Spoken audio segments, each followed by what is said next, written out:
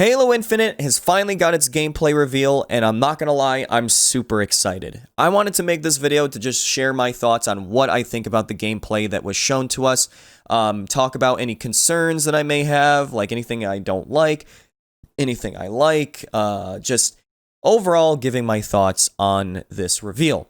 Now, for starters, I've been very optimistic about Halo Infinite ever since I first seen the reveal and seeing 343 start to step up and make some changes, for example, with the Master Chief Collection and doing great things with that. With this reveal alone, with the graphics, that's the first thing I want to talk about. It looks nice, and I like what they're trying to do. I know a lot of people are mixed on it, like, it looks like plastic graphics, but I see what they're trying to do. They're trying to take the classic look of Halo and put it into this brand new title and almost give that clean look for the Halo ring.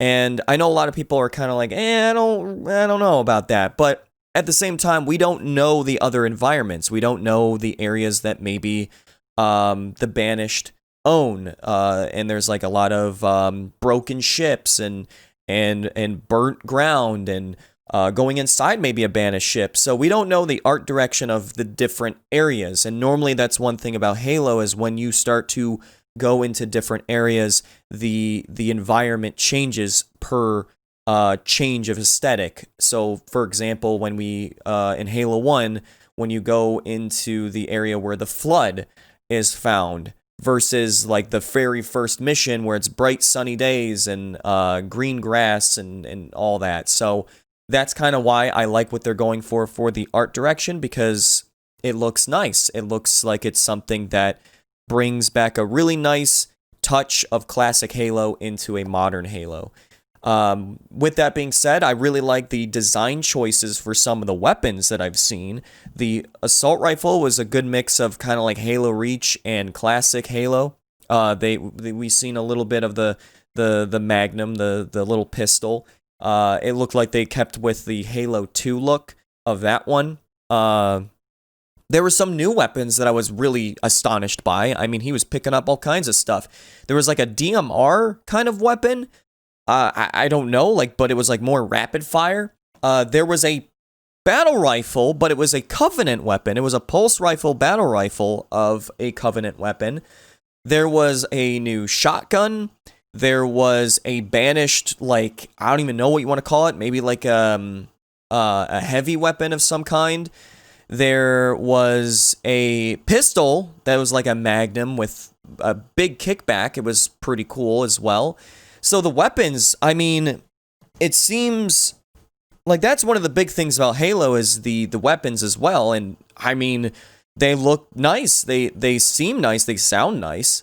They look like they play nice. I did see that there was some Bloom, and I'm hoping that they don't go too crazy on the multiplayer for Bloom. That's one of the things that I hated about Halo Reach.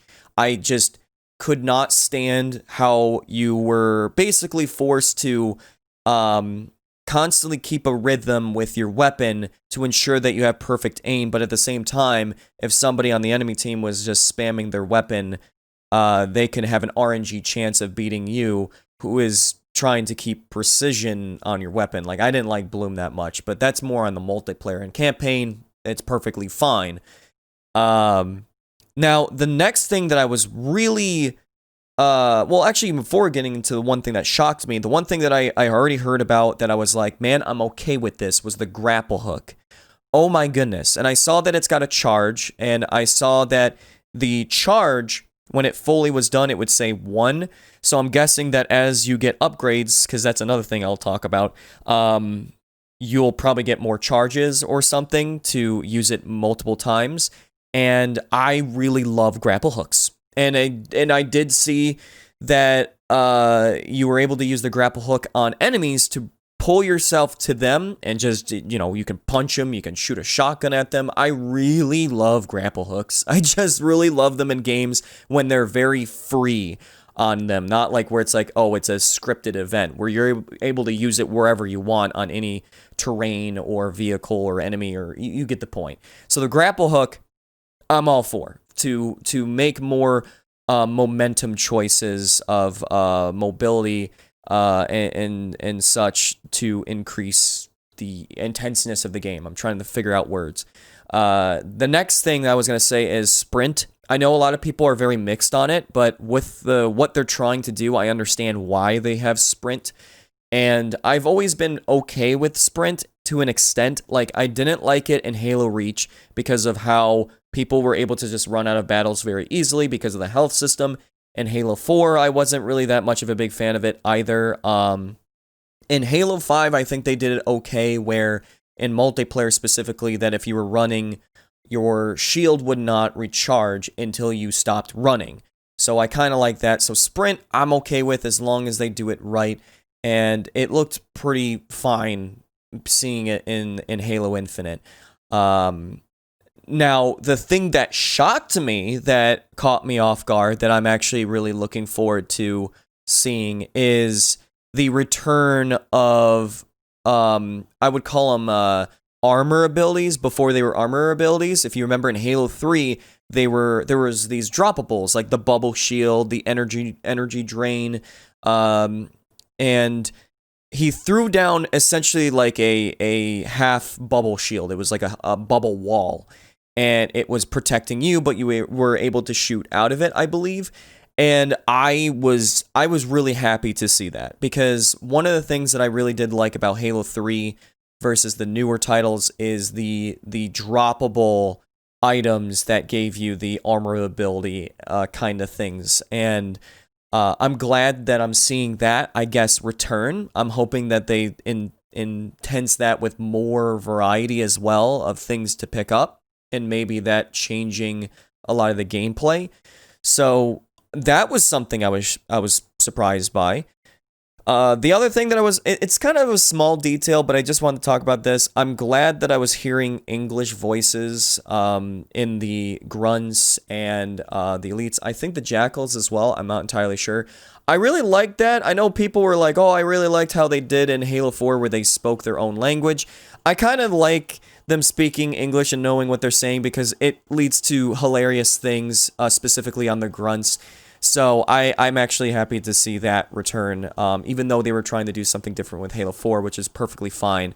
And I did notice that some of the design choices are still tied to like Halo 4, like the Warthog design, or well, I should say Halo 4 and Halo 5, like the Warthog design, the grunts armor, some of the elite armor as well. The Banished, super excited. I've never played Halo Wars 2. I actually plan on playing it so I can understand the Banished more.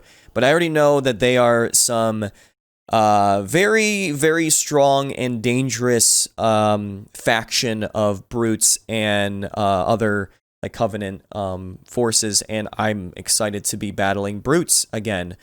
And that alone was very, very cool. I know that we're going to see hunters return as well, and amongst probably other enemies. They just didn't show all of them. I will always wonder like if the drones might return, or we don't know if like Forerunner enemies will be in this one. I'm gonna assume probably yes. But either way, it looked really nice. I liked the enemies, how they looked graphically and how they were playing. Very classic-esque. It just looked and felt like it was just classic Halo, but with more modern choices as well. Like they kept going forward like they were doing with Halo 5, but they also took a step back to, like, for example, instead of having armor abilities, they have the droppables in the campaign.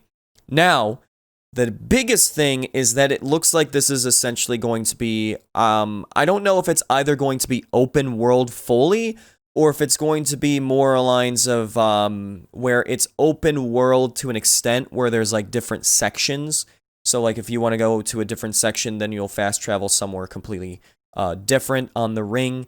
I have no idea. I'm going to assume the what I just said, where it's sections. But either way, they're going for more of a free roaming kind of mission style, which is kind of what Halo 1 felt like. But with this one, I think I'm a little bit concerned, because when it comes to story, in Halo sense, that could mean a lot of big changes. But at the same time, with me playing open world games like Horizon Zero Dawn, you can have an open world game but still have amazing storytelling with cinematics and areas being exclusive where there's intense things happening, and I'm perfectly fine with what they're trying to do. What I was really happy to see as well in the campaign is they didn't show it, but there was an upgrade section in the where the map was. That means that when you do things, you are unlocking skill points to then make your Spartan stronger, making the Master Chief a lot more stronger in whatever way it may be. It could be, like I said, more charges to the grapple hook. It could be having like crazy other abilities. We have no idea. So that was pretty cool. I always liked having skill points and like upgrading things in certain campaigns, story modes of games, and I like to see that in Halo Infinite. They've never done that before, so that's cool. I really would like to see more about that. So with it being open world, with the gameplay the way that it is, the Banished look really cool. I'm excited. Bottom line, I'm very looking forward. I'm looking forward to playing Halo Infinite. Now, when it comes to multiplayer, the only concerns that I have are more tied to like the grapple hook, and the mobility. Like, are they gonna, for example, with sprinting, if they're gonna have sprinting, are they going to have the whole where if you're sprinting, your shield doesn't recharge? With the grapple hook, is that going to be a thing that we just always have, or is it going to be a pickup? Like things like that. But when it comes to multiplayer, it could be looking entirely different, and they could go for a more Halo 3 like feel, and we have no idea. But with this short gameplay reveal of the campaign, it's promising. It's something for me to be to say for all of you that I think we're at least good on the gameplay end of the campaign, because it looks fun. It looks enjoyable. It doesn't look over the top or just, I don't know. Like, it just feels like it's going to be something that we'll enjoy on that end. When it comes to story, who knows? When it comes to multiplayer, who knows? We'll have to wait and see.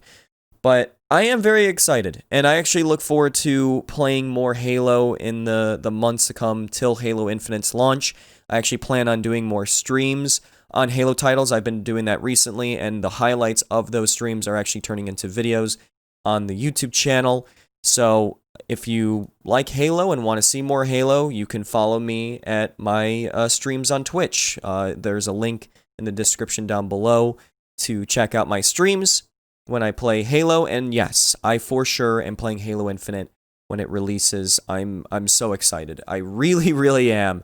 I'm so glad to see Halo return. I just hope that they do this one right, because Halo 5, it was a mess. And even if the multiplayer was good, the problem with Halo 5, why the game didn't do well even on multiplayer, was because they released the game unfinished. So that's my biggest hope, is I hope that they finish this game, that everything is feeling like it's polished, that they had time to polish, and they weren't trying to rush to get this thing out there. So either way, I'm excited. I'm optimistic.